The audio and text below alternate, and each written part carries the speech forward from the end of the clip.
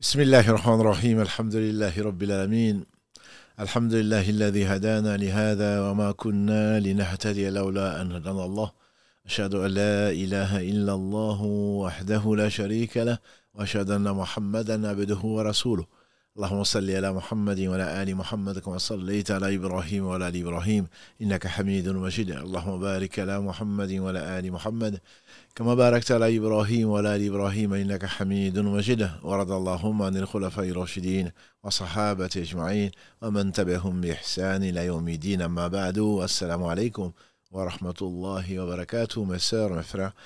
Les louanges, les remerciements, les éloges appartiennent tous à Allah. Le premier qui n'a pas de début, le dernier qui n'a pas de fin. L'omnipotent, l'omniscient, l'apparence sur toute chose, le dominateur, le subtil, le bien informé, nous le louons. Et tout, dans les cieux, sur la terre, le loue, même si nous ne comprenons pas leur façon de louer. Nous le louons donc, nous revenons vers lui repentant. Nous demandons protection contre les conséquences de nos péchés et les tendances de l'âme. Celui qui Allah guide, nul ne saura l'égarer. Celui qui est privé de sa guidée, nul ne saura lui montrer le droit chemin. J'atteste donc qu'il est le seul digne d'adoration. J'atteste la véracité de l'exemplarité de la prophétie de Mohammed ibn Abdillah, qu'Allah bénisse ce prophète, sa famille, ses compagnons et tous ceux qui les auront suivis dans le droit chemin. Ensuite donc, qu'Allah subhanahu wa ta'ala vous bénisse. Vous qui avez pris le temps pour venir écouter un rappel d'Allah subhanahu wa ta'ala, et celui qui certainement connaît la valeur de ce monde, sait que ce monde est maudit, comme l'a dit le prophète sallallahu alayhi wa sallam, qui le connaissait le mieux. Allah ad-dunya mal'ounatun. N'est-ce pas que il affirme et il pose la question, la réponse est connue. Allah ad-dunya mal'ounatun. Mal'oun ma fiha illa dhikra Allahi wa ma wala wa aliman wa muta'alliman. N'est-ce pas que ce monde est maudit? Maudit, c'est qu'il contient, sauf le rappel d'Allah, dans lequel on espère s'inscrire. L'enseignant que nous espérons devenir et l'élève que nous sommes tous en train d'apprendre. Nous sommes tous des élèves de sciences, quel que soit le niveau. Nous sommes tous des élèves de sciences, et les anciens disaient, nous ne sommes que des nains sur les épaules de géants. Les géants étant les prophètes alayhim salatu salam envoyés pour enseigner ce qu'Allah subhanahu wa ta'ala a voulu dans sa miséricorde, dans la vérité, dans sa sagesse, pour nous éviter de nous perdre notamment dans ce bas monde. Et le prophète sallallahu alayhi wa sallam disait, n'est-ce pas, que tout ce qui se faisait dans ce bas monde comme adoration. On se demande pourquoi Dieu nous demande, puisqu'il n'a besoin de rien, pourquoi Dieu nous demande de prier, de jeûner. Il nous interdit un certain nombre de choses. Il faut simplement se rappeler qu'il est le miséricordieux, il est tout sachant, le sage, le bienveillant, infini. Par conséquent, si lui qui sait tout, ce qui est, ce qui a été, ce qui sera, ce qui n'a pas été, ça va été, ce que ce serait, a voulu créer ce bas monde en toute sagesse et par miséricorde. Il n'y aurait pas eu ce bas monde, il n'y aurait pas eu de paradis, il n'y aurait pas eu Satan, il n'y aurait pas eu de paradis, malgré les inconvénients que nous voyons. Il a voulu accompagner ces épreuves pour élever les gens en degré, pour leur pardonner des péchés. Il a voulu, par là, leur accorder une félicité éternelle au paradis, qu'Allah nous compte parmi ceux-là. Il a voulu, dans sa sagesse, mettre des éléments pour tester les uns et les autres, et c'est la raison pour laquelle il a créé donc la vie et la mort, comme il le dit, entre autres, dans la sourate 67 que vous lisez souvent, Al-Mulk, la sourate la royauté, verset 2. Alladhi khalaqa al-mawta wal-hayata liyabluwakum ayyukum ahsanu amala. En descendant du paradis, Adam a découvert, il lui a été annoncé, comme Allah lui a annoncé, qu'il allait mourir, que c'était un séjour éphémère, comme nous en avons parlé dans le premier épisode. Un séjour éternel, ce sera celui de l'au-delà. Dans ce bas monde, c'est un séjour qui sera déterminé. Nous sommes tous en CDD. Nous sommes tous en durée déterminée, et heureusement qu'on ne connaît pas la durée. Miséricorde parmi les miséricordes d'Allah. On aurait su que c'était tel jour, telle heure, très certainement, comme Allah le dit dans la sourate Luqman, sourate 31, verset 33, c'est le dernier verset. Wa ma tadri nafsun madha taksibu ghada. Aucune âme ne sait ce qu'elle va avoir demain, ce qu'elle va acquérir demain, et aucune âme ne sait sur quel terrain elle va mourir. Si on savait, très certainement, on aurait cherché à éviter, je veux dire, le stress est plus fatigant qu'une chevauchée, disait un proverbe. Le stress imposé par ceux qui ont oublié Dieu, parce qu'on fait dire Ali Kalalagré, je ne me soucie pas. Je ne me soucie pas du jour où ce n'est pas déterminé. Le jour où Allah a décrété que ça ne va pas arriver, ça ne va pas arriver. 50 000 ans avant qu'il n'ait créé les cieux et la terre, il a décrété donc que toute chose qui doit arriver va arriver et toute chose qui ne doit pas arriver ne va pas arriver. Donc je ne m'inquiète pas de ce jour. Quant au jour où la chose doit arriver, je ne m'inquiète pas non plus. Pourquoi? Parce qu'elle va arriver. Ça, c'est la certitude qui a amené les gens à être courageux, à être déterminés, à faire ce qu'Allah subhanahu wa ta'ala leur a ordonné. Je disais donc que Allah, s'il a ordonné les choses, c'est pour justement qu'on ne se perde pas dans ce bas monde.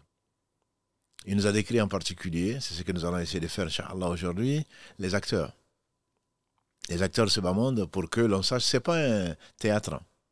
Néanmoins, c'est un terrain, pas de jeu, même si ça ressemble, cette vie de ce bas monde, comme Allah l'a décrit. Nous en avons parlé la semaine dernière, dans le verset 20 de la sourate 57, dans le verset 45 de la sourate 18. Allah nous a décrit ce bas monde, comment il est, et ce ne sont pas les seuls. Comme une eau qui descend sur la terre, qu'il a rendu, subhanahu wa ta'ala, fertile. Et là, celui qui attendait, attend, comme celui qui attend un enfant, celui qui attend un poste, celui qui attend ceci, voilà enfin que son vœu se réalise. L'enfant naît, où il a ce qu'il a de la nourriture, il a de la boisson, il a ce qu'il veut. Voilà l'enthousiasme qu'il a, ça c'est le cultivateur, puisqu'il a créé pour ça. Il a espéré, espérant que joie sur joie, ou sortir de la tristesse. Et donc, ceci effectivement va durer quand? Très peu de temps. Très peu de temps. Ce bas monde, comme l'a dit le prophète sallam, mon exemple par rapport à ce bas monde, c'est comme, dit-il, celui d'un cavalier qui reste sous l'ombre, qui se repose un peu, ensuite qui prend sa route. Vers où? Et on le verra, Inch'Allah, vers l'au-delà. Sa route vers l'au-delà. Nous sommes tous des voyageurs. Nous sommes tous des voyageurs. Cette terre n'a pas été, très certainement, faite pour y demeurer éternellement. Et les meilleurs d'entre nous, je fais allusion aux savants, ils disaient, quand Allah dit Al-Hakumu takathuru hatta zurutumul maqabir, donc dans la sourate Takathur, l'abondance, le concours, la comparaison, comme Allah le dit dans la sourate 57, verset 20, la comparaison, se comparer l'un à l'autre par rapport au nombre d'enfants, au nombre de villas, au nombre de ce qu'on possède pour très peu de temps, ça vous préoccupe. Al-Hakumu takathur. Takathur, c'est la course aux richesses, exactement. Vous préoccupe jusqu'à ce que vous visitez la tombe. Un arabe qui a entendu ça, puisque le Coran a été révélé dans une langue arabe claire, un arabe qui a entendu ça, il a dit, le visiteur doit certainement retourner. Ce sont des choses, bien entendu, subtiles, que Allah, sa parole est vraie, elle est parfaite, comme lui, il est parfait. Il donne la sagesse à qui il veut, la compréhension à qui il veut. Et quand il te donne la compréhension à son serviteur, quand il l'aime, comme l'a dit le prophète sallam, Allah lui fait comprendre. Il lui fait comprendre. Fiqh. Il lui fait comprendre sa religion. Ce bédouin qui entend Al-Hakumu takathur hatta zurutumul maqab, jusqu'à ce que vous visitez. Il a dit, il convient aux visiteurs de repartir. Et donc la tombe n'est pas une fin en soi. Quand on dit souvent, il repose dans sa tombe, c'est bien parce que derrière la tombe et après la tombe, il y a certainement une autre vie. C'est la vie éternelle. Et avant la tombe, c'est ce bas monde. C'est pour cela que nous sommes en train d'en parler, grâce à Allah subhanahu wa ta'ala, qui a mis, malgré les vicissitudes, malgré les difficultés que l'on peut y vivre, celui qui aura été éprouvé le plus, a dit le prophète sallam, dans ce bas monde, quand il va rentrer au paradis, pour celui qui a été destiné au paradis, qu'Allah nous compte parmi ceux-là, et quand il va en ressortir, il y aura séjourné très peu de temps. On va lui demander, est-ce que tu as déjà, au serviteur d'Allah, as-tu déjà connu une mésaventure? As-tu déjà souffert? Il va jurer par Allah, et il sera sincère, qu'il n'a jamais souffert, tellement ça passe. Et parmi les bienfaits d'Allah sur nous, c'est bien l'oubli. Quand on a souffert ce qu'on a souffert une fois qu'on est délivré, je pense à nos mères, qu'Allah leur fasse miséricorde. Ce sont des choses, une épreuve extrêmement pénible, extrêmement difficile, que l'accouchement. Et ensuite, c'est le sourire qui revient après avoir tant souffert, elle a oublié tout ce qu'elle a pu vivre comme émotion forte dans le sens de douleur, pensant même que son âme allait sortir avec. Ça, c'est notre Seigneur. Il sait tout, il peut tout, et il est miséricordieux. Sa miséricorde l'emporte sur sa colère. Donc Allah nous a décrit, il est le seul vraiment à tout savoir. Il est le tout sachant, l'omniscient. Il nous a décrit donc que c'est ce bas monde, ce qui a fait donc l'objet de l'épisode précédent. Aujourd'hui, Inch'Allah, on va essayer de voir les acteurs de cette vie, parce que si tu veux jouer, entre guillemets, si tu veux participer à cette vie, et tu es nécessairement un acteur de cette vie, il faudra au moins connaître les partenaires, les ennemis, les alliés, pour que tu puisses t'allier à ceux à qui tu dois t'allier, parce qu'Allah va te le dire, et que tu te méfies de celui ou de ceux de qui tu dois te méfier, et que tu prennes comme associé ton âme, qui, elle, ne se séparera de toi qu'à la mort. Une fois insufflé, au 120e jour, d'après le hadith d'Ibn Mas'ud Kalalagré, la formation de l'un d'entre vous se fait en 40, ensuite 40, ensuite 40, ensuite Allah envoie l'ange alayhi salam des matrices, chargé des matrices, pour lui insuffler l'âme. Et donc une fois que ce temps va venir s'associer donc au fœtus, elle ne le quittera que à son dernier souffle, mais elle est éternelle, puisqu'elle reviendra. Elle reviendra ensuite quand Allah va ressusciter les corps pour former le couple qui ira soit au paradis, soit en enfer. Donc il y a des choses, on va commencer peut-être par ce qu'on ne choisit pas. Il y a des choses déterminées. Déterminées pour lesquelles tu ne peux pas grand-chose. Tu ne peux pas grand-chose, tu n'as pas le choix. Donc tu n'es pas jugé sur ça. Par contre, tu seras jugé sur comment tu vas le traiter. Comment tu vas te comporter par rapport à ces choses. Chacun d'entre nous, qu'on le veuille ou pas, à part ce que Allah a épargné, cette épreuve, Adam, il n'a pas de père ni de mère. Hawa, elle n'a pas eu de père. Jésus, alayhi salam, n'a pas eu de père. Hawa n'a pas eu de mère. Et donc, ceux-là font exception. Si Allah avait voulu, on serait tous des clones. Par parthogénèse, il nous aurait juste créés comme ça, ou par le moyen qu'il aura voulu. Mais là, Allah veut que nous ayons des parents, que nous avons des pères et mères. Et on ne les choisit pas. On ne les choisit pas. Parce que Allah les a éprouvés par nous, et non par eux. Et même certains ne les connaissent pas. Ça a été le cas du prophète sallallahu alayhi wa sallam, ce qu'on appelle les orphelins. Il n'a pas connu son père. Pas parce que Allah ne l'aime pas, la preuve, c'est que c'est le plus aimé d'Allah subhanahu wa ta'ala, c'est celui qu'Allah a rapproché le plus. Donc ce ne sont pas les yeux qui sont aveugles, comme Allah le dit dans la sourate Al-Hajj, sourate 22, verset 46. فَإِنَّهَا لَا تَعْمَلْ الْأَبْصَارِ. En réalité, dit Allah dans cette sourate Al-Hajj, ce ne sont pas les yeux qui sont aveugles, mais c'est le cœur qui est dans les poitrines. Naître orphelin n'est pas un signe ou un mauvais présage. Le meilleur des orphelins qui n'a pas connu son père, le meilleur des hommes tout simplement, c'est Mohammed sallallahu alayhi wa sallam, il n'a pas connu son père. Perdre sa mère tôt, et pourquoi? Et si Dieu m'aimait, et si Dieu existait, et si Dieu était juste, pourquoi un tel né avec tel handicap? J'ai déjà reçu la question, et on a peut-être entendu pourquoi. Et on a dit que si Allah subhanahu wa ta'ala, comme il a dit le prophète sallam, qui ne parlait pas de lui-même, surat 53, Najm, verset 3 à 4, وَمَا يَنْتِقُ عَنِ الْهَوَىٰ إِنْ هُوَ إِلَّا وَحْيٌ يُوحَىٰ. Il ne parlait pas de lui-même, ce n'est qu'une révélation révélée. Il nous a donc enseigné, de la part de son Seigneur, celui que Allah prive de ce qu'il aime le plus. Et les savants sont unanimes pour dire que ce sont les yeux. Celui que Allah prive le plus, celui que Allah plutôt éprouve par la perte de ce qu'il aime le plus, s'il patiente, Allah va lui accorder le paradis. Et certains aveugles connus ont remercié Allah d'avoir été éprouvés par la cécité. Au moins ils ne voient pas les choses interdites. Et Allah seul sait qu'elles se multiplient dans ce bas monde, en fin de ce bas monde. Des choses à ne pas regarder. On ne peut plus lever les yeux sans tomber sur ce qu'Allah a interdit. Eux au moins ils n'ont pas cette épreuve-là. Et ils ne seront pas jugés, bien entendu, dessus. S'ils patientent, et Allah a toujours remplacé. Si tu as privé d'une chose, tu as toujours compensé par autre chose. Et il n'est pas obligé de le faire. Il n'était pas obligé de te créer. Tu n'es pas obligé de te nourrir. Tu n'es pas obligé de te faire sourire, de te faire manger. Les anges, ils ne mangent pas, ils ne boivent pas. Si Allah avait voulu, tu n'existerais pas. Non seulement il t'a amené à l'existence, et ensuite, il subvient à tous tes besoins.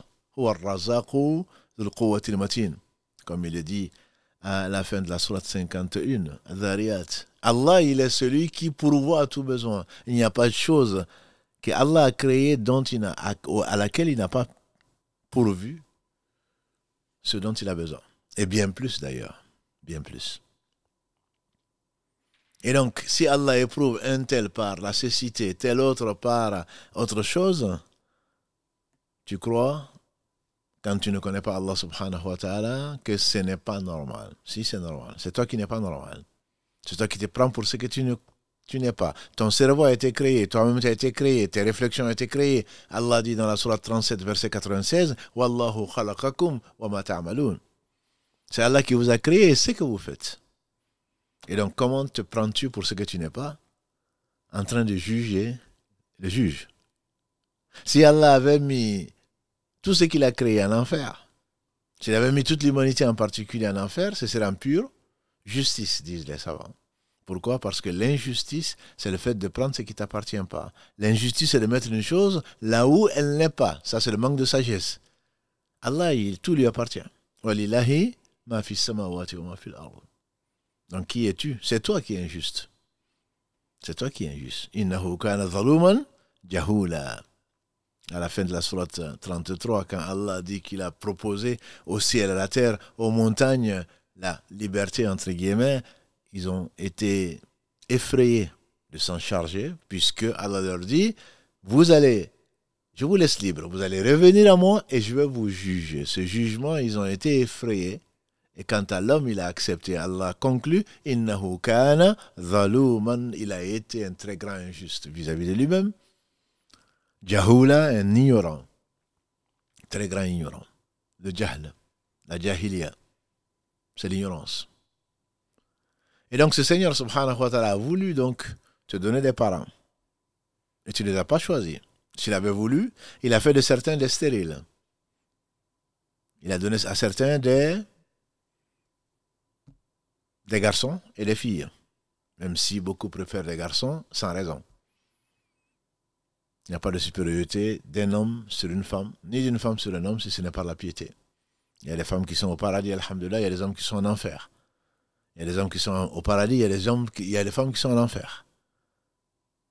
Donc, inna akramakum inda Allahi atqakum, c'est le meilleur d'entre vous, et donc c'est le plus pieux chez Allah. Et Allah seul sait, comme l'a dit le prophète sallallahu alayhi wa sallam, montrant ainsi, à 3 reprises, il a montré sa poitrine en disant, la piété est bien là.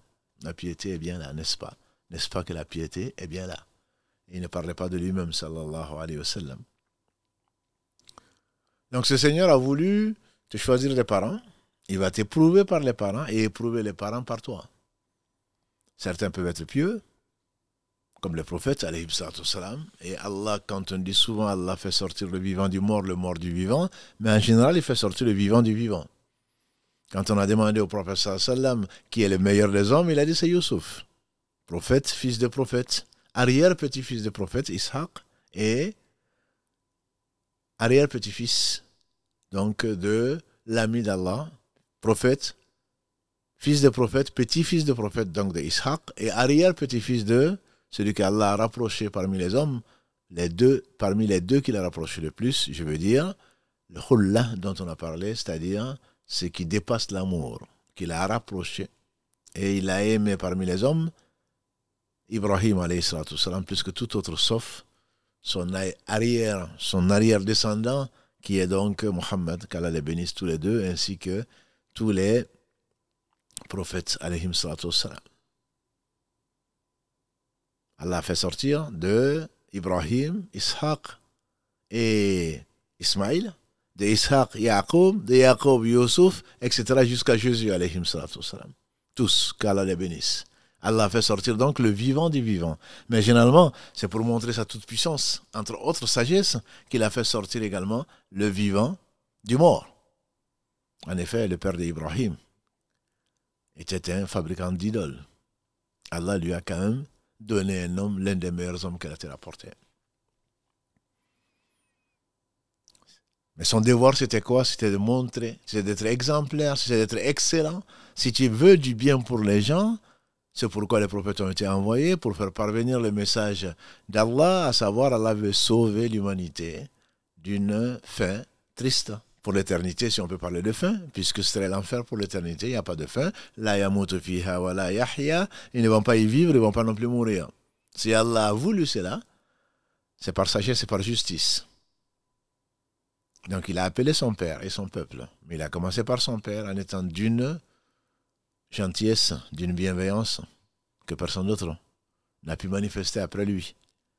Et donc c'était une épreuve pour son père, certes, parce qu'il sera témoin contre lui, mais également pour Ibrahim alayhi salatu salam, quand il a demandé à Allah, parce qu'il a aimé, parce que son père lui a fait du bien, comme un père normalement constitué, et il ira en enfer. Il a demandé à Allah de lui pardonner. Allah lui dit, ne me demande pas ce dont tu n'as pas de science.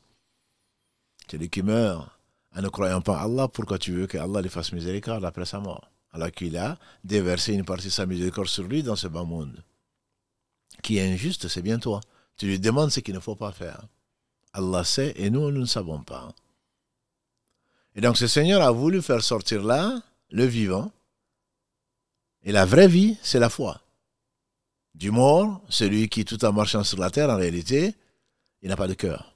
Ou plutôt son cœur a été scellé. Il a également fait sortir, comme on le sait, le mort du vivant. Entre autres, Nuh, alayhi salam. Nuh, il a eu, on dit qu'il a eu, d'après les Israéliates, d'après les récits anciens des fils d'Israël, Nuh, le premier messager sur la terre, a eu quatre enfants, et dont un dont l'histoire est narrée dans le Coran, et qu'il a appelé, et en fait, Allah l'a informé qu'il ne faisait pas partie de sa famille. Alors que lui-même ne savait pas, et a demandé à Allah, quand le déluge l'a emporté, oh mon Dieu, mon fils fait partie de ma famille. Allah a dit, ne me demande pas ce dont tu n'as pas de science. Ton fils ne fait pas partie de ta famille. Et il est bien entendu mort, mécréant, et donc dans l'enfer pour l'éternité qu'Allah nous en préserve. Donc on ne choisit pas ses parents. Par contre, on se doit de les respecter. On leur doit la bienveillance. On leur doit obéissance dans tout ce qui ne désobéit pas à Allah. On n'a pas choisi son père, on n'a pas choisi sa mère. On ne choisit pas non plus sa couleur, comme les gens souffrent de leur couleur, de la différence de couleur, notamment aux États-Unis, mais pas qu'aux États-Unis. Le racisme existe. Et l'os-racisme même existe. Je disais souvent. Même dans la communauté musulmane, combien ne se prennent pas meilleurs que d'autres en traitant d'autres comme descendants d'esclaves, comme nous ne sommes pas tous des esclaves d'Allah, et on n'a pas choisi. Et personne, comme on le fait dire Omar ibn Khattab, qui donc a vu quelqu'un naître esclave? Ce sont les hommes qui l'ont rendu esclave. Ce n'est pas Allah. Nous sommes tous esclaves d'Allah. Mais il y a de l'ostracisme entre l'interdiction du mariage, entre l'interdiction de ceci et cela à cause de la couleur de la peau, ou à cause de la terre où tu es né. Et certains savent de quoi je parle quand on parle de caste. Nous sommes des nobles. Non. Tu te crois noble. La noblesse, c'est Allah. Inna akkaramakum. Ikram, akkarama, c'est le plus noble parmi vous. C'est le plus pieux. Et on refuse des mariages entre des gens parce que ce sont des castes différentes. Nous sommes nobles et ce sont des esclaves. Toi, tu es esclave de tes passions. Esclave du faux. Esclave des apparences. Esclave de tes coutumes. Quand tu interdis à une femme d'épouser quelqu'un d'autre parce qu'il n'est pas de notre famille, il n'est pas de notre caste, ou il n'est pas de notre race, même. Il y a un racisme de tout point de vue. Et l'inverse est vrai. Et donc tout ça pour dire que tu n'as pas choisi. C'est une épreuve. Tu n'as pas choisi d'être jaune, tu n'as pas choisi de naître à Tombouctou plutôt que de naître à Pékin ou à Los Angeles. Mais tout ceci, ce sont des choses que tu ne choisis pas et pourtant qui vont nécessairement avoir un impact sur ta vie. On ne choisit pas non plus ses enfants. On a dit, ni les parents, ni les enfants, ni le lieu où tu vis, ou le lieu où plutôt tu es né, parce que tu choisis de voyager, le lieu, la couleur de ta peau, tes pères et mères, etc. Tu ne les choisis pas. C'est une épreuve. Et ce n'est pas parce qu'Allah ne t'aime pas qu'il t'a fait naître là, c'est pour te juger ensuite de ce que tu auras fait, de ce qu'il t'a donné, de ce qu'il t'a confié pour peu de temps. Comment tu vas réagir par rapport à cette tare, pas dans le sens péjoratif du terme, dans le sens d'infériorité, non. Cette tare, c'est ce qui t'a été donné et pour laquelle tu n'as pas de responsabilité. Il y a des choses qui également que tu ne maîtrises pas. Tu nais et tu as un Satan. Le prophète sallam a dit, chacun d'entre vous a un Satan. Parce qu'Allah a décrété dans sa sagesse que même si Satan est mauvais, qu'au travers de ses œuvres, de ses influences, et surtout de la foi qu'Allah va te donner pour pouvoir lutter contre lui, tu auras les plus hauts degrés du paradis. Il a dit, chacun d'entre vous a son Satan. On dit même toi, il dit même moi. Sinon, Allah l'a soumis. Il ne m'ordonne que le bien. Hadith rapporté par l'imam muslim. Et donc, chacun d'entre nous a son Satan attitré et qui a juré à Allah, comme on l'a déjà vu souvent, notamment dans la sourate Al-A'raf, sourate 7, entre autres versets 15 et 16, il a juré à Allah de nous amener tous en enfer. Voilà un ennemi déclaré dont personne ne peut se vanter de ne pas en avoir ou de le convertir. Qui est un Satan et qui a juré à Allah de nous amener en enfer. C'est pour cela qu'il nous guette. Il guette notamment le cœur et il essaie de trouver des brèches. On a déjà parlé de la médecine des cœurs, donc je ne vais pas revenir dessus. Mais entre autres, il a juré à Allah et peu s'en faut dire à Allah que ce que Satan dit, ce que Satan a promis, c'est-à-dire nous amener tous en enfer, soit vrai, se vérifie plutôt dans la sourate 34, Saba, verset 26. Peu s'en est fallu que la présomption ou l'intuition de Satan ne se réalise. Mais Allah lui a dit, sauf mes serviteurs très reconnaissants, sauf mes serviteurs que j'ai choisis, mukhlasin, que j'ai gardés pour moi, que j'ai choisi, que j'ai purifié, que j'ai rapproché, mais que j'ai éprouvé. Tu n'as pas de prix sur eux. Allah dit, subhanahu wa ta'ala, Satan n'a pas de prix sur mes serviteurs croyants qui mettent leur confiance en Allah.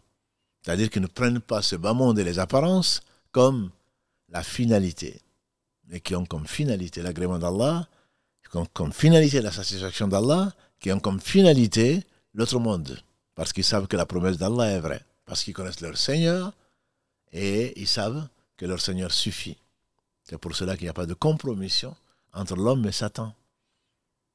Quand Allah dit dans la sourate 41 en particulier, réponds au mal par du bien, tu verras que ton ennemi invétéré, verset 30, ton ennemi invétéré va devenir un ami intime. Mais ceci n'est donné aux gens déterminés, aux gens qui sont patients. Et après, Allah parle de ce Satan. Quand Satan veut t'influencer, demande protection auprès d'Allah. Il n'y a pas de compromission. Eh bien, je vais faire plaisir à Satan en désobéissant à Allah. Tu n'auras pas quelqu'un qui va te secourir. Tu n'auras pas quelqu'un tu n'auras pas d'allié, ni dans ce bas monde, ni dans l'au-delà. Tu n'auras plus que des yeux pour pleurer et encore. وَقَالَ الشَّيْطَانُ لَمَّا قُضِيَ الْأَمْرُ.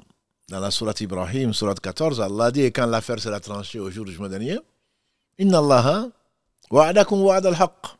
Allah vous a promis, sa promesse est vraie. Quand moi je vous ai promis que tu vas avoir un peu de plaisir, que tu vas être bien vu, que tu vas... Et je n'ai pas tenu ma promesse.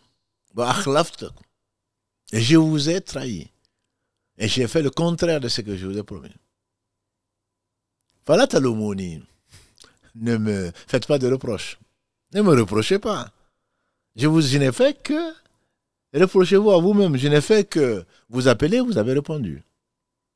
Mais cet ennemi, dont l'action commence dès la naissance, comme l'a dit le prophète sallam, 2 personnes seulement n'ont pas été touchées par Satan à la naissance, c'est Jésus, fils de Marie, et sa mère.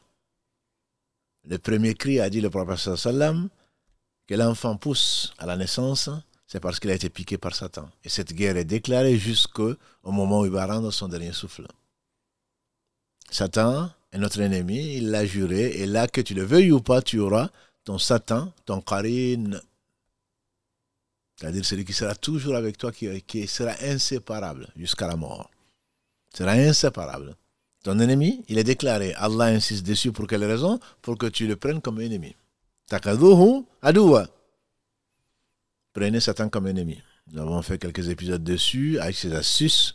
Mais Allah nous a mis, Allah a déjoué ses astuces. Allah nous a mis en garde. Allah nous a montré quelles sont ses astuces. Mais comme il l'a dit, les plans, les astuces de Satan sont faibles. Dans la sourate 4, verset 76, Allah nous dit, mais quand tu dis, oh non, c'est à cause de Shaitan. C'est Satan qui m'a amené ça. Allah dit, les astuces de Satan sont faibles, parce que tu as oublié Allah, Satan, il vient. Si tu n'avais pas oublié Allah, certainement, Satan n'a pas de pouvoir pour les gens qui croient en Allah et mettent leur confiance en lui. Sur cette terre, son objectif est cela. Et dès que tu nais jusqu'au dernier souffle. Donc, prends cette information pour réel, pour vrai, et alors utilise-la pour te protéger contre le châtiment d'Allah subhanahu wa ta'ala dans ce bas monde et contre les astuces de Satan. Tu as des alliés. Tu as un ennemi, tu as des alliés. Allah est ton allié. C'est le vivant qui ne meurt pas. Mais Allah a voulu que, quand tu deviens au moins pubère, tu as toujours deux anges qui sont attitrés et qui écrivent ce que tu fais comme ce que tu fais de bien comme de mal, mais ça c'est connu et qui sont inséparables, que tu le veuilles ou pas. C'est comme Allah dit entre autres dans la sourate 50. Verset 18, il ne prononce pas une parole s'il n'a pas un écrivain prêt à l'écrire. Mais c'est surtout dans la sourate 13, Arad, le tonnerre, verset 11, Allah dit qu'il met devant toi, devant chacun, devant et derrière, deux anges qui te protègent. Et les savants commencent ce verset 11 de la sourate 13 en disant que les anges te protègent contre les attaques de Satan et d'ailleurs. Et quand le destin doit se réaliser parce que Allah dit vrai, alors les anges s'écartent pour que le destin arrive. On ne peut jamais remercier Allah comme il se doit. Sans Allah, on n'est rien. On a toujours besoin d'Allah. Allah a utilisé les anges, mais il n'en a pas besoin pour te protéger contre tant de choses. C'est eux qui l'ont chargé également de surveiller les montagnes, de protéger ce bas monde alors qu'il n'en a pas besoin. C'est eux qui sont également chargés de différentes fonctions. Et donc ça sont des choses que tu ne choisis pas. Mais ils existent. Là, on espère qu'il y en a beaucoup. Un jour meilleur qu'aujourd'hui, le prophète sallam a entendu un bruit. Ses compagnons aussi. Il a dit, ce bruit, c'est le ciel qui se plaint. Et il a bien raison. Il n'y a pas l'espace de 4 doigts qui sépare deux anges en train de louer Allah subhanahu wa ta'ala. Et donc quand on parle d'Allah, quand on fait du dhikr, nécessairement, les anges, il y a des anges spécialisés pour le dhikr, qui parcourent la terre pour chercher quels sont les gens qui sont en train de parler d'Allah. J'espère que cette partie de la mosquée, cette salle, j'espère qu'elle est pleine d'anges comme ailleurs. J'espère qu'autour de vous, mes sœurs et mes frères, il y a des anges parce que vous êtes en train d'écouter le rappel d'Allah subhanahu wa ta'ala. Sans le sentir, si la paix descend, c'est bien parce qu'Allah a envoyé la paix au travers des anges, il n'en a pas besoin. Il n'en a pas besoin. Et donc, ces anges nous sont là pour nous apaiser. Ces anges sont là pour nous protéger. Ces anges sont là, grâce à Allah subhanahu wa ta'ala, par sa miséricorde. Et tu n'as pas, si tu n'en ressens pas les effets, c'est bien parce que c'est un choix de ta part. Mais le choix que Allah ne t'a pas donné, c'est le fait que tu aies des anges pour écrire, pour te protéger malgré ta perversion, malgré tes désobéissances, pour te protéger de Satan et d'autres. Donc ça sont des choses ce sont des acteurs que tu vois ou que tu ne vois pas. Il y en a bien d'autres. Il y en a bien d'autres. Il y a des acteurs qui existent et que tu choisis. On a dit ce que tu ne choisis pas. On vient maintenant à ce que tu choisis avant d'arriver à ce que tu peux influencer et c'est sur cela qu'on s'arrêtera, Inch'Allah, aujourd'hui. Les acteurs que tu choisis, c'est ta fréquentation. C'est ta fréquentation. Si tu ne choisis pas de rencontrer un idiot, si tu ne choisis pas de rencontrer ceci, mais tu choisis tes fréquentations. Le prophète alayhi salatu wassalam nous a dit que la bonne fréquentation, la bonne compagnie est semblable à celle d'un parfumeur ou d'un vendeur de parfums.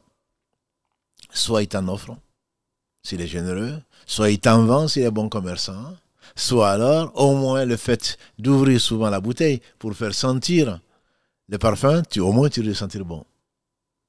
Et bien entendu, la bonne compagnie, c'est celle des gens qui connaissent Allah, qui évoquent Allah, qui aiment Allah, qui quand ils regardent ce qu'Allah a créé avec admiration. Quand ils parlent d'Allah. Quand ils se taisent pour Allah. Et quand ils le font, c'est par Allah. Ça, c'est la quintessence, c'est le meilleur des parfums. En leur compagnie, tu n'es pas malheureux. Comme si vous vous rappelez ce très long et très beau hadith. Quand le prophète sallam nous a informé, on ne le savait pas, lui non plus, qu'Allah a des anges spécialisés qui recherchent donc des cercles de rappel, comme le nôtre. Et quand ils les voient, ils disent, venez, venez, venez. Venez à ceux que vous cherchez, c'est-à-dire des gens qui se rappellent Allah. Ce sont les meilleurs. On a demandé au prophète sallam qui sont les meilleurs, ils disent, ce sont les gens qui se rappellent le plus Allah. Voilà ce que vous cherchez. Et ils leur couvrent leurs ailes. Ensuite, ils remontent vers le Seigneur subhanahu wa ta'ala qui va leur poser les questions, bien qu'ils sachent avant de les avoir créés, d'où vous venez de la terre. Qu'est-ce que vous avez trouvé des serviteurs en train de te louer? Est-ce qu'ils m'ont vu? Non, ils ne t'ont pas vu, Seigneur. Et s'ils m'avaient vu, ils t'auraient encore plus loué. Plus on connaît Allah, plus on le loue. Plus on connaît Allah, plus on l'aime. Et qu'est-ce qu'ils demandent? Nous demandons le paradis. Les anges disent, ils demandent le paradis. Allah va leur demander, est-ce qu'ils ont vu le paradis? Bien qu'ils sachent, bien sûr. Les anges vont dire, non, non, ils ne l'ont pas vu. Le paradis, il est au 7e ciel, et ils sont sur la terre, et le premier ciel par rapport à la terre, c'est comme un désert où on jette un cerceau. Et le deuxième ciel, pareil, par rapport au premier. Et le troisième, par rapport au deuxième, etc., etc., jusqu'au 7e. Et le paradis est au niveau du 7e ciel, comme Allah subhanahu wa ta'ala nous l'a révélé. Ils ne l'ont pas vu. Et Allah leur dit, et s'ils l'avaient vu? Ils diront, s'ils l'avaient vu, ils auraient encore été plus insistants. Ils auraient encore demandé plus. Parce que le paradis, comme vous le savez, mes sœurs, mes frères, c'est ce qu'aucun œil n'a vu, aucun n'aurait entendu parler, même dont l'imagination n'est passée dans l'esprit de personne. Il disait, le prophète que Dieu le bénisse, la place du fouet de l'un d'entre vous au paradis est mieux que cette terre et ce qu'elle contient. Ça donne envie. Il ne faut pas s'arrêter au niveau de la vie. Il faut demander à Allah. Celui qui demande à Allah le paradis 3 fois, le paradis demande à Allah de lui accorder.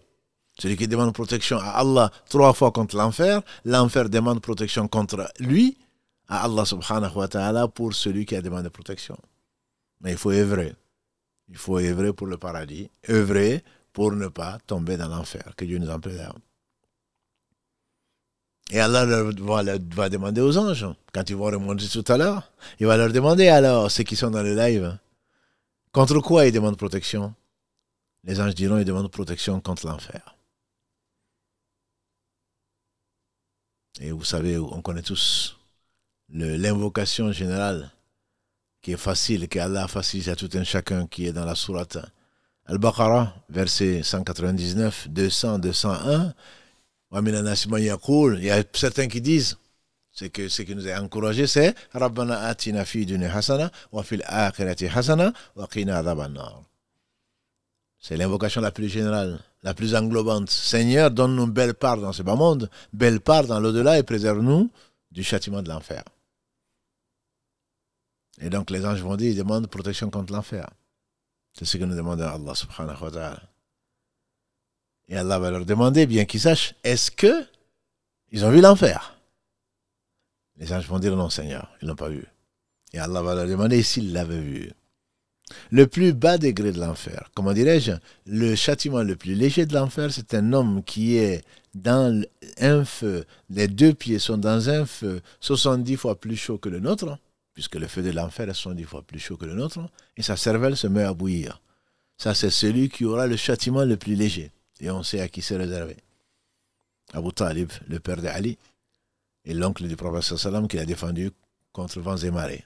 Mais, par orgueil, il n'a pas attesté l'unicité d'Allah subhanahu wa ta'ala. Il est mort dans cet état. Allah va leur dire, ils l'ont vu? Non, ils ne l'ont pas vu, Seigneur. Allah va dire, et s'il l'avait vu? Les anges vont répondre, s'ils l'avaient vu, l'enfer, ils auraient été encore plus insistants dans leur demande de protection. Allah va dire, c'est ce qui m'intéresse, la fin, je vous prends à témoin, ô vous les anges, qui ont passé votre temps sur terre en train de rechercher des gens qui parlent de moi, je vous prends à témoin que je leur ai pardonné. Que je leur ai pardonné. Et les anges diront, mais il y a un tel. Il y a un tel qui est venu, en fait, il n'est pas venu pour l'invocation d'Allah. Il est juste venu pour une autre affaire. Allah va dire, lui aussi est inclus dans mon pardon. Parce que ce sont des gens en compagnie de qui il n'y aura pas de malheureux. Quand on est en compagnie des gens qui se rappellent Allah, on fait partie des bienheureux, même si on n'a pas participé à cela. Même si on n'est pas venu pour cela. C'est une faveur d'Allah qui accorde à qui il veut. Tout cela, c'était pour dire quoi? Le vendeur de la compagnie que tu choisis va déterminer. Les Français ne disent-ils pas dans le proverbe, dis-moi qui tu hantes, je te dirai qui tu es. Dis-moi qui tu fréquentes, et je te dirai qui tu es. En effet, si tu fréquentes des fumeurs, mais même si tu n'es pas fumeur, tu as beau jurer, tes habits vont sentir. Si tu fréquentes le parfumeur dont on a parlé, la bonne compagnie, qui est celle des savants, celle des gens qui se rappellent Allah souvent, très certainement, tu vas finir par retenir au moins quelques bribes, et même si tu ne retiens pas, même si tu ne retiens pas, tu finiras au moins par sentir bon, au moins par aimer le bien. Quant à la mauvaise compagnie, que nous choisissons souvent malheureusement, celle qui a oublié Allah, le prophète sallam nous a donné ce bel exemple, elle est comparable, cette compagnie, à celle du forgeron. Je ne sais pas si tous les auditeurs ont déjà vu une forge, mais moi j'en ai vu. Beaucoup d'entre vous connaissent la forge, mais ceux nés en Occident ou vivant en Occident depuis très longtemps, sauf sur Internet, ils n'ont pas vu de forge. La forge, c'est ce qu'utilise le forgeron en y envoyant donc de l'air sur du feu pour attiser le feu, comme le feu sera attisé dans l'enfer, pour attiser le feu, et ce sont des étincelles qui en sortent. Il a dit, la mauvaise compagnie, elle est comparable à celle du forgeron. Soit une étincelle saute et brûle ton habit, parce que tu as fini par l'imiter tes compagnons, ne serait-ce que pour t'intégrer, entre guillemets. Tu vas faire comme eux, comme nous le faisons tous, malheureusement. Comme si ça a été promis. Quand je dis promis, c'est comme si ça a été annoncé, plutôt prophétisé par le prophète sallam. Vous ne le suivrez pas à pas. Au point que s'il rentre dans une tanière ou dans un trou de lézard, vous allez le faire.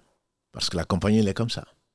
Tu finis, au début, tu détestes le mal, et tu finis par ne plus rien dire. C'est ainsi que Allah maudit les savants des fils d'Israël qui ont arrêté d'interdire le blâmable. Parce qu'au début, il interdisait.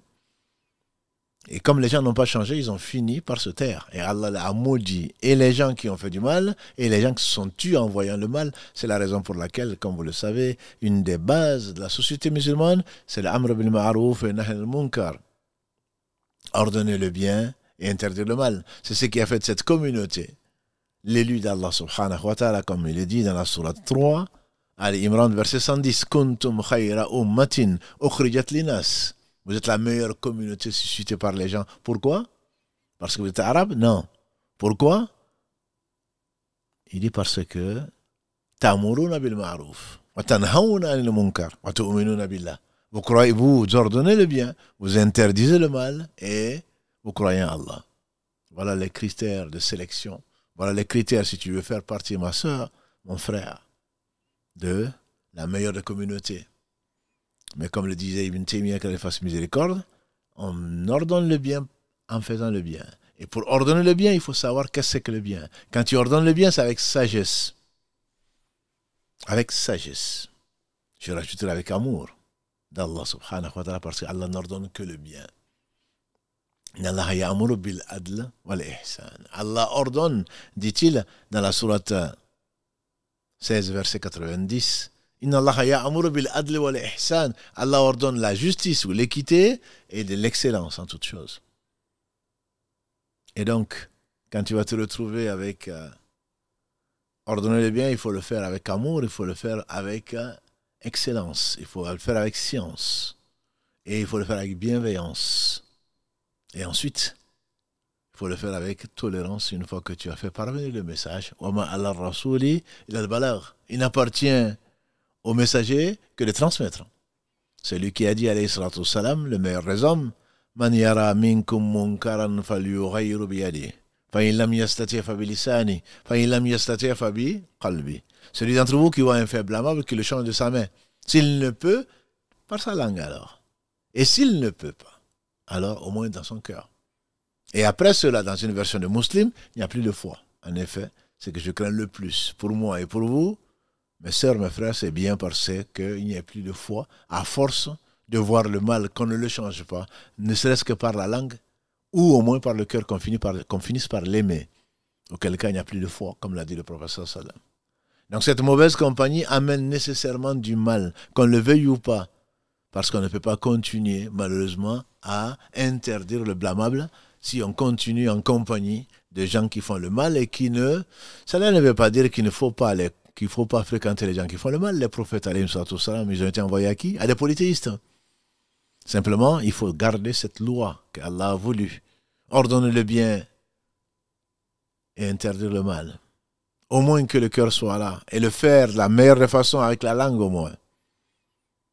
Et ce qui est sous ton autorité, le faire avec la manière. Empêcher, même physiquement, le mal pour ceux qui sont sous son autorité.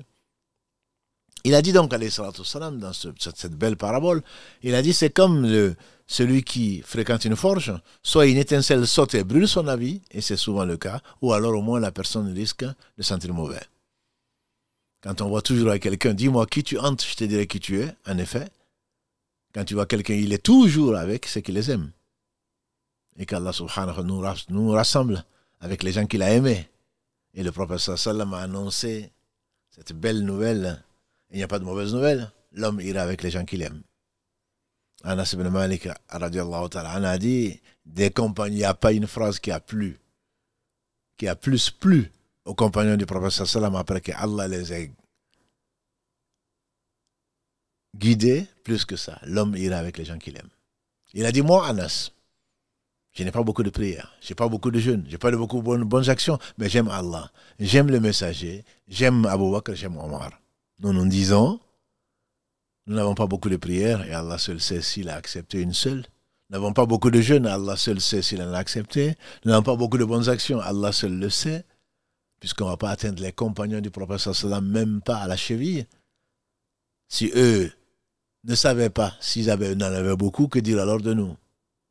Il a dit, moi Anas, moi j'aime Allah, j'aime le prophète. Nous dirons, nous qui n'avons pas grand-chose, nous aimons Allah, c'est ce qu'en tout cas on demande à Allah plutôt son amour. L'amour des gens qu'il aime, c'est-à-dire les prophètes, les véridiques, les martyrs témoins, les savants et les gens qui font le bien. On aime, celui qui ne les aime pas, n'aime pas Allah. C'est pour cela que le prophète sallam demandait à Allah. Allah lui a inspiré cette invocation, mes sœurs, mes frères. Allahumma inni as'aluka hubbak. Oh Allah, je te demande ton amour. Wa hubba man yuhibbuk. Et je te demande l'amour des gens qui t'aiment. Parce que si tu n'es pas avec les gens qui aiment Allah, certainement tu seras avec les gens qui n'aiment pas Allah.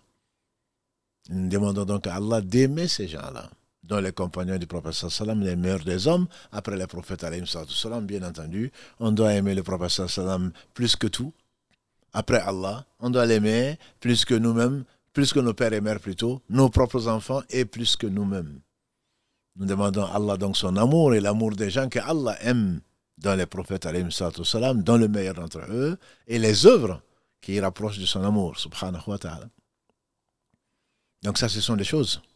Ce sont des choses qui sont indispensables à contrôler. Et c'est pour cela peut-être une des raisons pour lesquelles on dit que l'homme ira avec les gens qu'il aime, certainement, mais que la compagnie est essentielle. Et que le repentir ne sera sincère que si l'on change de compagnie. Parce que la compagnie, que tu le veuilles ou pas, elle va t'influencer. Le repentir est connu pour avoir trois, d'après l'imam An-Nawawi, qu'Allah lui fasse miséricorde, est connu, il dit c'est l'unanimité des savants, pour avoir trois conditions indispensables pour qu'il soit accepté. C'est arrêter le péché, le regretter, décider de ne plus jamais le faire. Et quand ça engage une autre personne, le droit d'une autre personne plutôt, il faut réparer cette faute-là, autant que faire se peut. Ibn Qayyim disait ça, ce n'est que le début. Mais en fait, il faut prendre le droit chemin. Mais le savant explique que si vraiment tu veux que ton repentir soit sincère, il te faut également fuir la mauvaise compagnie dans laquelle tu accomplis les choses qu'Allah n'aime pas. La mauvaise compagnie dans laquelle tu accomplis les choses que Allah n'aime pas. Les endroits où tu as fait les péchés, parce que ça va te rappeler. Et si tu ne regrettes pas ce que tu as fait, Allah n'a que faire ton repentir. Ton repentir n'est pas sincère. Quand on ressort des photos, quand on ressort des récits, quand on ressort, ah oui, ça c'est quand j'étais. Ça c'était avec ma copine. Ça c'était quand je buvais. Ça c'était quand on était au bar. Ça c'était quand je faisais ceci. Alors que Allah l'a détesté. Allah t'a arraché des mains de Satan et que maintenant tu en es fier. Sache que ton repentir n'a pas été accepté. C'est la sincérité de regretter. Et chaque fois que tu passeras, chaque fois que tu vas fréquenter ces gens qui ne sont pas repentis, ils risquent de te ramener à tes anciennes habitudes. Parce que les habitudes ont bon dos. Il n'est pas facile de se débarrasser des mauvaises habitudes. Difficile de prendre les bonnes habitudes. Et pour le faire, il faut céder de l'aide d'Allah subhanahu wa ta'ala et en même temps, il faudrait s'éloigner de ce que Allah a interdit, qui est la mauvaise compagnie. Donc ça, c'est deux choses. Ça, c'est une chose plutôt fondamentale qu'il faut contrôler dans cette vie-là. Parce que tu seras avec les gens que tu as aimés. Et quand tu aimes quelqu'un, tu le fréquentes. Et quand tu aimes quelqu'un, tu aimes ce que la personne aime. Pour terminer cet épisode, le temps passe vite, je veux dire juste deux mots sur ce que tu peux maîtriser. Et souvent, on a tendance à jeter la pierre aux autres. C'est de sa faute, c'est ceci, c'est cela. Mais en réalité, c'est de ta faute à toi. Et tu seras jugé sur ce que tu peux faire. On perd beaucoup de temps à vouloir changer les gens. Mais rarement, on s'occupe de soi-même. Et c'est la raison pour laquelle le travail du cœur, la médecine du cœur est basée sur le travail du cœur. Et le travail du cœur est basé sur le fait de dominer ton âme jusqu'à ce que l'âme se soumette à Allah. Inna nafsa la amartum bisu. Allah met dans la bouche de la femme d'Al-Aziz, dans la sourate Yusuf 12, verset 53, Allah est la dame qui a voulu séduire et qui a même essayé de séduire. Yusuf dit, je ne m'innocente pas. Certainement, l'âme ordonne le mal. Donc ton âme, mon âme, notre âme, ou nos âmes plutôt, leurs âmes ordonnent le mal. C'est ça le principe. Donc il ne faut pas laisser l'âme à ses tendances. Et Ibn Qayyim, quand il fasse miséricorde, disait, les péchés sont innombrables, mais les sources de tous les péchés sont de trois. L'avidité qui a amené Adam alayhi salam à sortir du paradis. Ce bas monde, il est comme ça, il est verdoyant. Quand tu en as un, tu veux aller vers l'autre. Quand tu en as un autre, quand il y en a deux, tu veux trois. Il dit, ne remplit le ventre ou l'estomac du fils d'Adam que la poussière de la tombe. L'avidité, la jalousie. Ce que tu as, tu ne le vois pas. Tu vois que ce que tu n'as pas. Et tu le jalouses. On a demandé à Al-Hassan al-Basri, qu'Allah fasse miséricorde, un épigone, un savant parmi les gens de la deuxième génération, ceux qui ont succédé aux compagnons du prophète sallam, les meilleurs après les compagnons du prophète sallam. Est-ce que l'homme est jaloux? Il a dit, ne m'en parle pas. Tu n'as pas vu les frères de Youssouf? Simplement, les meilleurs d'entre eux, c'est ceux qui cachent leur jalousie. Et donc, quand on est jaloux, c'est parce qu'on a oublié Allah. C'est Allah qui lui a donné, tu ne sais pas si c'est du bien pour lui ou pas. Et ça suppose que ce soit du bien, demande-le à Allah plutôt que d'espérer que la chose disparaisse. Que la jalousie nous quitte, on demande à Allah subhanahu wa ta'ala, parce que c'est un feu brûlant. La personne le jaloux ne peut jamais être heureux. Il ne peut pas, parce qu'il ne veut pas du bien pour les autres. Et Allah fait que tant qu'il sera jaloux, qu'il va accumuler, que dis-je, il va aller en profondeur dans le désagrément, pas jamais dans le bonheur. Jamais il ne remontera en surface, jamais. Chaque fois qu'il veut remonter en surface, certainement il va plonger comme un noyé, parce qu'Allah va lui montrer qu'il a donné à autrui ce qu'il ne lui a pas donné. Parce que le cœur est malade. Qu'Allah nous purifie le cœur, parce que le cœur est malade. Et la troisième source de tous les péchés, disait Ibn Qayyim, c'est l'orgueil. Quel mal. Quelle mer des mots. L'orgueil. Je suis, je pense, moi. Qu'Allah nous préserve, c'est la source d'énormément de péchés. Et celui qui a tant soit peu d'orgueil dans le cœur ne rentrera pas au paradis. Donc il passera par l'enfer, nécessairement, s'il doit rentrer au paradis. Voilà trois sources, mais ce ne sont pas, bien sûr, les seuls. En tout cas, il en cite ces trois, et ces trois sont, on le voit dans la vie de tous les jours. Qu'est-ce qu'il faut faire? Il faut que tu travailles cette âme, que tu fasses des mujahada, comme on dit, il faut le faire le djihad contre ton nafs. Quand l'âme te dit il faut faire ceci et cela, parce qu'avec l'âme, c'est ton associé. Soit vous irez au paradis, soit vous irez en enfer. Alors ne le laisse pas, comme le disent les anciens, sois exigeant avec ton âme. Qui es-tu pour juger telle personne? Qui es-tu pour te prendre supérieur à celui-là? Qui es-tu pour ceci, cela? Ne fais pas de cadeau à ton âme. Parce que c'est comme si tu avais un associé et tu négliges de vérifier ce qu'il fait. Parce que Satan va surfer sur l'âme. C'est la raison pour laquelle il ne faut pas laisser l'âme tranquille. C'est ce qu'on appelle le mujahada, la lutte continue contre les tendances de l'âme. Et le prophète sallallahu ne disait-il pas « Wa na'udhu billahi min shururi anfusina » nous demandons protection auprès d'Allah contre les maux de nos âmes. Parce que l'âme ordonne le mal.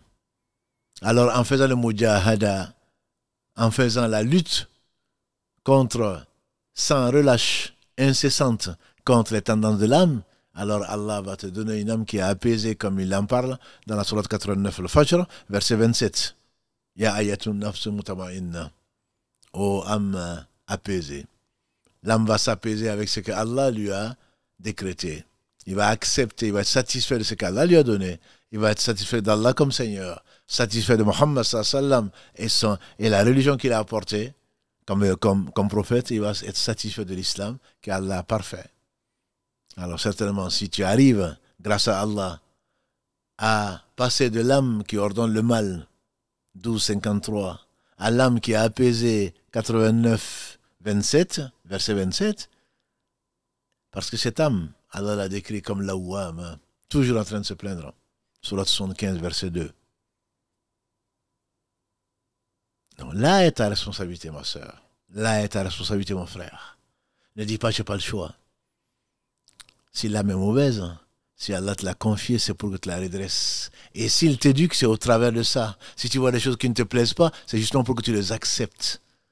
Si tu vois des choses qui te plaisent, c'est pour justement Allah te permet d'en profiter dans la licité et sans excès. Pas d'arrogance, pas d'excès. Si tu retrouves alors cette religion merveilleuse qu'est l'islam, qui te met entre les deux, le juste équilibre, alors certainement tu auras gagné. Tu seras heureux dans ce monde avant l'au-delà. Mais ça, ce ne sont que quelques acteurs. On ne peut pas les citer tous. Mais sache que tu es responsable, ma soeur. Tu es responsable, mon frère. Tant que tu ne vas pas mettre cet âme au pas, quand il veut trop manger, tu dis non, ça suffit. Le prophète sallam n'a-t-il pas dit que le fils d'Adam ne sera jamais rassasié? Il n'a rien rempli, plutôt a-t-il dit, de pire que son ventre. 3 loqmas suffisent, 3 bouchées suffisent pour qu'il tienne.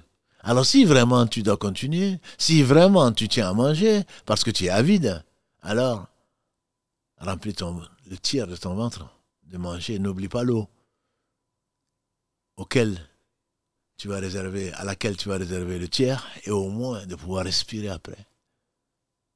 De laisser un tiers pour l'air que tu vas respirer. Si tu as combien d'habits, si tu as combien de voitures, si tu as combien de femmes, si tu as combien de villas, si tu as combien de... On est là, avide. Ce n'est pas comme ça. Là, tu vas courir derrière la vie de ce bas monde, tu ne seras jamais rassasié. Qu'est-ce qu'il a dit le prophète sallam d'après Sahal ibn Sa'adi, radiallahu ta'ala, As-Sa'adi plutôt, il a dit, le prophète sallam a dit, celui dont l'objectif est ce bas monde, Allah disperse ses affaires. Il regarde sur 360 degrés. Tout ce qu'il voit, il le convoite. La pauvreté sera manifeste entre ses deux yeux. Voilà quelqu'un de vraiment pauvre parce que son cœur est pauvre. Et il n'aura de ce bas monde que ce qu'Allah lui a destiné. Qu'est-ce que tu as vu les gens emporter de ce bas monde, sinon leurs affaires, sinon leurs actions, bonnes ou mauvaises?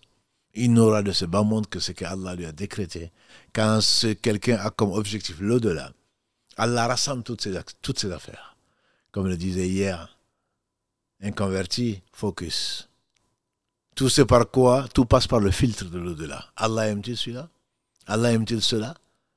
Qu'est-ce qu'Allah va dire si je fais cela? Qu'est-ce qu'Allah va dire si je néglige de faire cela? Il est focalisé sur le bien, sur l'au-delà. Tout ce qui ne concerne pas l'au-delà ne le concerne pas en réalité. Alors, le prophète dit, Allah rassemble ses affaires, il met la richesse dans son cœur. Tu le vois pauvre, en apparence, mais en réalité il est riche. Parce que le prophète m'a dit, la richesse est celle du cœur. Et le monde, ce bas monde vient à lui, alors qu'il n'en veut pas. Il lui tourne le dos, mais c'est ce bas monde qui vient à lui. Les honneurs, la richesse et tout le reste viennent à lui. Mais quand il l'en prend, c'est pour s'en servir pour l'au-delà. Ça ne l'intéresse pas. Tu ne vas pas le corrompre. Parce qu'il a vendu sa vie à Allah. Inna Allah ashtara minal mu'minina anfusahum wa amwalahum bi anna lahul jannah. Allah a acheté aux croyants leurs biens et leurs personnes en récompense du paradis. Sourate 9, verset 111. Que l'on soit donc, qu'Allah nous compte parmi les gens de l'autre monde et qu'on utilise ce bas monde pour aller vers l'autre monde. Parce que ce bas monde est précieux pour aller vers l'autre. Et que notre souci ne soit pas de ce bas monde-là. Notre souci soit la rencontre d'Allah subhanahu wa ta'ala qui nous la facilite. Avant de nous quitter, juste je vous demanderai de prier pour ce père de famille qui demande à retourner dans son pays natal pour y être enterré puisqu'il est condamné. Nous sommes tous en CDD comme je vous ai dit, mais les médecins son pronostic vital est réservé et on pense qu'il n'aura pas beaucoup de temps à vivre. Peut-être que nous mourrons avant lui, mais avec la maladie par laquelle Allah l'a éprouvé, on pense que ses jours sont comptés. Et également qu'Allah subhanahu wa ta'ala fasse qu'il le rencontre satisfait de lui, qu'Allah lui pardonne tous ses péchés et qu'Allah donne la force et le courage à sa famille qui supporte déjà donc cette situation. Et que dire quand cet homme va les quitter, et qu'Allah fasse de notre retour le meilleur jour de notre vie, qu'Allah ne nous tienne pas rigueur de nos péchés et de nos excès, qu'Allah nous fasse rentrer au paradis sans nous demander des comptes. Ça lui est facile. Celui certainement que Allah a agréé, nul ne saurait lui faire quoi que ce soit comme mal. Qu'Allah nous compte parmi ceux-là. Qu'il bénisse le meilleur des hommes, Muhammad sallallahu alayhi wa sallam, ses frères prophètes, tous leurs compagnons, qui les ont secourus, qui ont secouru la région d'Allah, qui ont donné leur vie et leur bien pour que nous soyons là aujourd'hui. Et qu'Allah subhanahu wa ta'ala nous les fasse aimer, qu'il fasse aimer les œuvres qu'ils ont, eux, accomplies, qu'on les suive à la trace sur le chemin qu'Allah subhanahu wa ta'ala a agréé. سبحانك اللهم وبحمدك أشهد أن لا إله إلا أنت أستغفرك وأتوب إليك سبحان ربك رب العزة عما يصفون وسلام على المرسلين والحمد لله رب العالمين والسلام عليكم ورحمة الله وبركاته.